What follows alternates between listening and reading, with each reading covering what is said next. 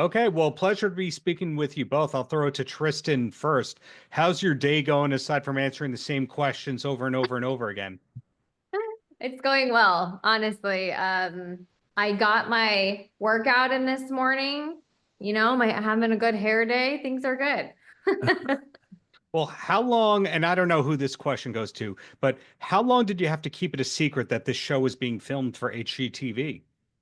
Season 2.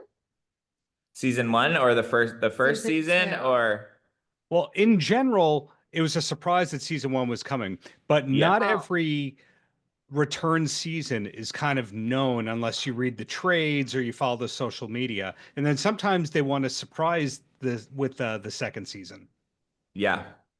I mean, months, I would say. I mean, at least Couple 6. months? No, I think it was like 4 to 6 months. Yeah. Yeah, we were keeping it a secret. We were filming.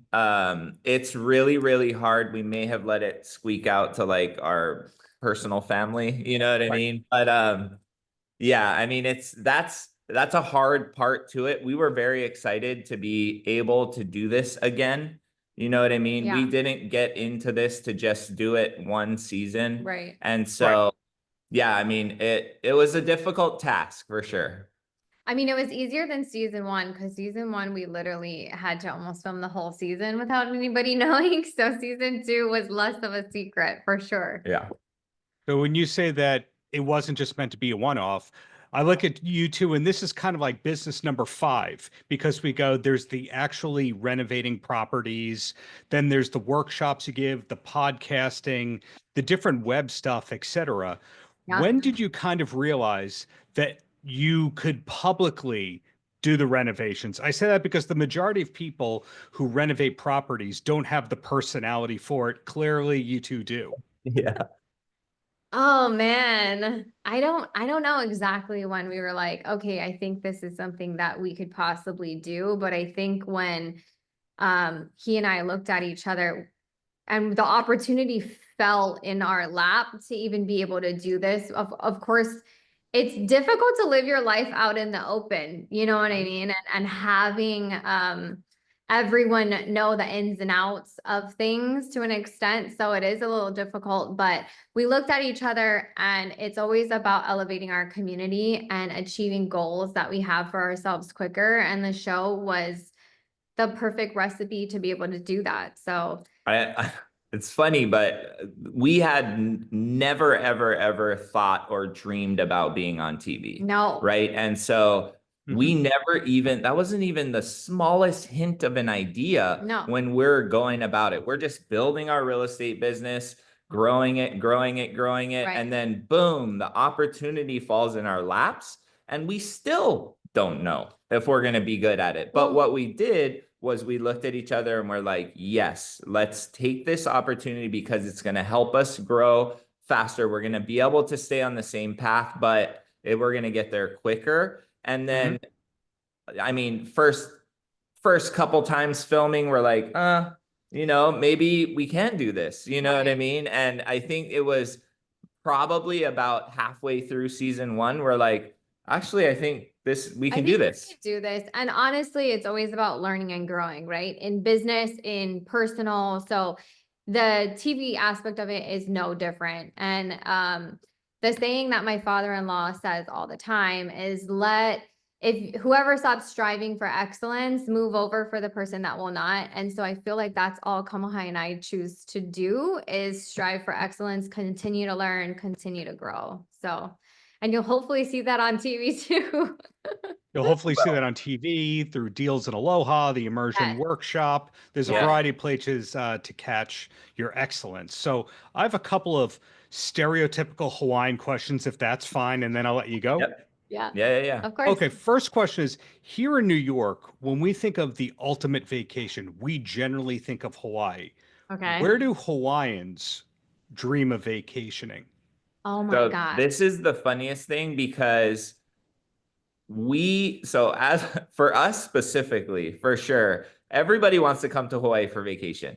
We want to go to the cold for vacation. Hawaiians want to go to snow. Hawaiians want to go to snow. They want to snowboard. They want to ski. all of the things that, because we grow up in the ocean, we're surfing, there's a lot of synergy there with skiing and snowboarding, but Right. we never, a lot of people here never see snow. Yeah. And so we're dreaming of going onto the slopes while you guys want to come here. To go to the beach. Yeah. So we actually go to Utah every year. And we go play in the snow. So that's when you say, where would we want to go or where do people want to go? It's anywhere with snow or Europe. Those two places. Gotta throw When you say Utah, do you mean Park City? We do. Yes, We mean Park City. So the cool thing is when I was growing up, my dad went to Park City for a work trip and he fell in love with Park City. So we started going up there for spring break, and we have a tradition now of going to Park City every single year, probably for the last 30 years. Yep. To the same spot. We get the same house, we do the same things, but it's always different and fun. Yeah. And that's why we fell in love with Utah and and Park now City. our babies are on the slopes skiing with us. So that's really something we look forward to every year. The follow-up to that, is it Deer Valley, or do you have an endorsement to give for Park City? We just go to Park City, but Yeah. honestly, there's been talks of going and skiing in Japan, Whistler. Honestly, just anywhere there's good slopes and good snow. Yeah, we normally just hit Park City Mountain Resort, but we like the canyons as well. Yeah. And now they have a gondola that connects the two. Yes. So we normally spend some time in the canyons and Park City, but like there's just so much to do there. The Woodward skate parks there, we Yeah, take the kids it's there. down the big tubing thing that they have there. We have like a ton of good food and eateries there. Park Right. City's just a really cool little town. It's small town, right, Sue? So it feels a little familiar to us. Small towns and Sure. yeah. It sounds like the next season you'll be finding an excuse to film in Park City. But my mean- last question, this is one of the rare times I'm not wearing a Hawaiian shirt. Out of respect for you two, I did not wear a Hawaiian shirt. So I wanted to know, do the majority of people in your lives wear Hawaiian shirts?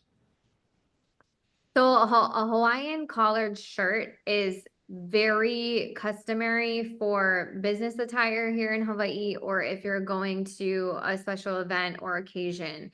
So it's how we dress up. Like everyone on the mainland would probably wear a suit and tie, but here in Hawaii, it's just an aloha shirt. We call it the Hawaiian suit, right? And it's an aloha shirt. Yeah. And yes, my dad growing up, he worked at a bank for a lot of years. Every single day, I would see him put some slacks on and an aloha shirt. Yep. And you know what's crazy is what I equated that to was success. Yes. So like I see somebody dressed up in an aloha shirt and like, slacks. Oh, I'm you're like, dressed up. that guy's dressed up, Where are you you know? going? Yeah. And so when we go out anywhere, if we're coming on something like this, if we're going out to dinner, aloha shirts are definitely the go-to. And the cool thing is there's so many different kinds and a ton of local artists that actually develop them here. So Yeah.